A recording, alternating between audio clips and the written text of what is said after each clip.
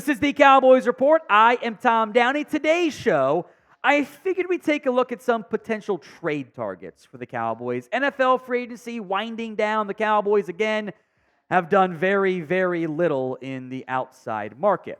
So some trade options for Dallas. Now, if they make a trade, we will have a video for you. Hit that sub button if you haven't already done so for more free Dallas Cowboys YouTube videos. I want to begin with my favorite one, and this is Khalil Herbert of the Chicago Bears. The Bears paid big money to DeAndre Swift. They drafted Roschon Johnson in the third round last year, and they have 0 day 3 draft picks. So Khalil Herbert kind of stuck his RB3 in Chicago. I think makes a lot of sense for a team like Dallas. He's been fairly productive in the past. You could pair him with a third down back, with him kind of be your early down back in Dallas. And in theory, I don't think he's going to be that expensive. The running back trade market has not been very good for a long time. DeAndre Swift went for a future day 3 pick. That's like 2 rounds discounted from where it is. And I think given what the Bears don't have in terms of draft capital, what they do have at the running back position, I think that makes for a logical trade partner. Now, originally I was going to make this a 5th round pick. But I'm like, you know what? Running backs are devalued still, at least in the trade market. The running back, the contract market was a little bit better, still not as high as it once was. If they want the 5th, sure. Maybe they'll settle for that 6th round selection. So I'm going to go this path. I am going to go with the Cowboys giving up a 6th round pick. Bears give up Khalil Herbert. Dallas can still draft a back, but it gives them a Zach Moss caliber free agent addition, basically. Contract's fairly cheap. Only for a year, cost them a day 3 pick that they could use on a backup defensive tackle, whatever. I think that'd be a good trade for Dallas. Now, I know I will see other running backs in the comments, so I did want to mention a few of them here. Many of you have asked about these first 2 names, Tyler Algier, Dameon Pierce. Both these guys are still the RB2 for their respective teams, so maybe Atlanta goes, we only need Bijan Robinson. Maybe Houston goes, we only need Joe Mixon, which I don't really agree with right there. I think there's a decent chance those 2 guys stay because they are so cheap and they are top backups. Jeff Wilson, meanwhile, could be cut even by Miami. He's fairly inexpensive, only a couple $1 million. I'm a bit surprised they haven't cut him already, frankly.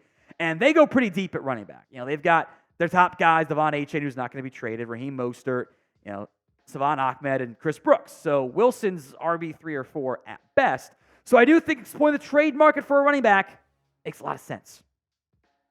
So should the Cowboys trade for a running back, potentially in addition to drafting one? It's the pinned comment on today's show. If that ad comes on YouTube, take advantage of it. Y for yes, N for no. Another one of my favorite options here is Dax Hill. That is the Bengals defensive back. He was a safety last year for Cincinnati. The difference is Dax Hill is now seeing the Bengals add both Von Bell and Geno Stone as potential starters, leaving him kind of without a position. I think his best spot might be nickel corner. Now, you already did bring back Jordan Lewis, but he's pretty cheap. I think exploring, seeing what the cost is of a former first-round pick who has some ball-hawking abilities would be very intriguing.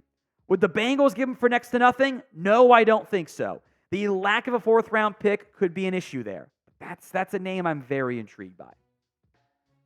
Next up is Walker Little of the Jacksonville Jags. Now, when Tyron Smith first got hurt, not first, but the last time he got hurt real bad, the Cowboys had been linked to Walker Little per a Jacksonville report.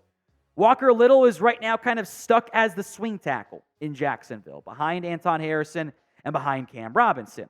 The numbers have been okay, but if you could get him for a day 3 pick, I'm thinking day 3 picks pretty much across the board here. That could solidify your left tackle for a little bit and be a better option than a veteran. You can still draft somebody too if you really wanted to. A more expensive but also better option could be Garrett Bolles out in Denver. Now, he's due $16 million this year. That is an issue for a team that doesn't like spending very big amounts of money, and I understand it. He's a solid tackle, though. He's not a superstar player. $16 million, though, it's almost what Jonah Williams got, and Williams is not better than Garrett Bolles is. I don't know if Denver's going to shop him. I have a better chance of getting him than Cortland Sutton, who I don't think is actually available, by the way, anymore. But Bolles and Little, left tackle options that are tough to find in free agency or the trade market. Now remember, if you haven't already, to please subscribe. We'll do draft targets. We'll do some more free agent targets as well. Just talking trades today. Daily videos, frankly, multiple times per day. Hit that sub button right now. Now, this one is more your pipe dream, but this is somebody in Jaycee Horn of the Panthers that we know the Dallas Cowboys loved. That they were thinking it was going to be Jaycee Horn or Patrick Surtain. They were going back and forth on which one they were going to try to acquire, thinking about it. Ended up, both guys went off the board, and they settled, quote unquote, for a trade down in Micah Parsons. And boy, that sure worked out pretty well for them, didn't it? Jaycee Horn's biggest issue? He can't stay healthy. When he has played, he has been really good. The issue is he has not played very much. So I have no idea what his trade value would be as Denver overhauls their secondary and has 1.5 good players out there, not including Jaycee Horn and Dane Jackson and maybe Troy Hill too. I think it might be they want more than Dallas would be willing to give up. But if Carolina is still in kind of like fire sale, rebuild, a weird adjustment time frame mode, player the Cowboys liked. It's the Will McClay special right there. So name a player, realistic please, who you would like the Dallas Cowboys to trade for. Sound off for me in the comments section right now. Another potential trade target is Hassan Reddick. Now this, I'm only putting him on here because Mike Fisher reported the Cowboys had interest in Reddick. Philadelphia has once again begun to overhaul their pass rushing room. They're keeping Josh Sweat. They spent big money on Bryce Huff. They have Nolan Smith still. They brought back Brandon Graham. I think they'll move Reddick, but he wants a big contract. You know, he's going to be pushing for something in that $20 million per year range, I would bet. Even if he settles for $16 million, that's still a little bit higher than what the Cowboys typically like to do. So I wanted to put him on here because he has been, linked before by Fish. As I said last time, I would be very surprised if this went down. If he gets cut, non-zero chance of that. Potentially at that stage, we could revisit it. Let's get some defensive linemen up in this piece. And I thought about Broderick Martin too, but he was just drafted, so we'll pass on him for now. I would keep an eye on how the market and how the Lions plan to utilize Levi Unzari, the former Washington Husky, who I liked coming out of his draft class. The issue for Onwuzurike is he has not really been able to play all that much. 2021, that year he came out, he had 35 tackles, a couple TFLs, a sack, showing some promise there. But then he has battled injuries for a good portion of his time in the NFL. He had a back injury, massive red flag. He didn't play at all in 2022. He barely played at all in 2023. I think the Cowboys, plus he's from Allen, Texas, by the way, have a decent amount of interest in him. If the medical checks out, that's a way to provide some defensive tackle depth that this team is going to be challenged to get because the free agency market was so wildly out of control. Now, what do you think? The percent chance that Dallas makes a trade by the end of the draft, not a pure draft pick only trade, so they trade for or away involving a player. I think that percent chance is. Go vote in the comments.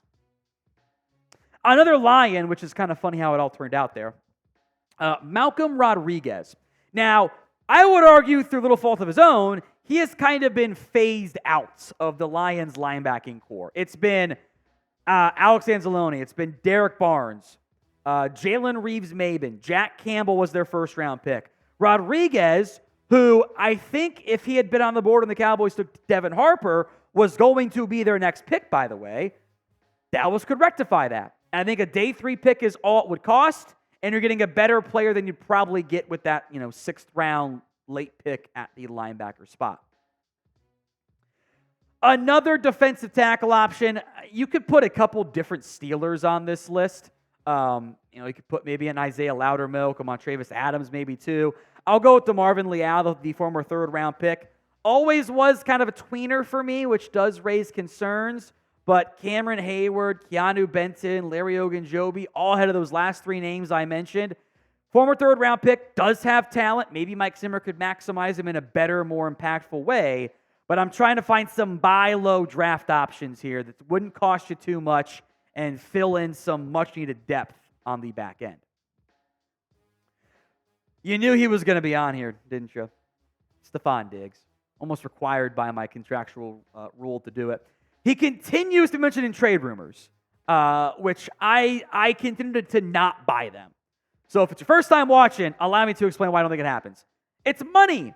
The Bills trade away Stefan Diggs, and they lose $3+ million in salary cap space versus if they just kept him on the active roster. So that doesn't make any sense to me. Why would they do that? Now, if they don't adjust his cap hit, and he carries that big old cap hit of $28 million-ish into next year, I think there is a real chance next offseason he gets dealt. But this year, it does not pass the smell test for me.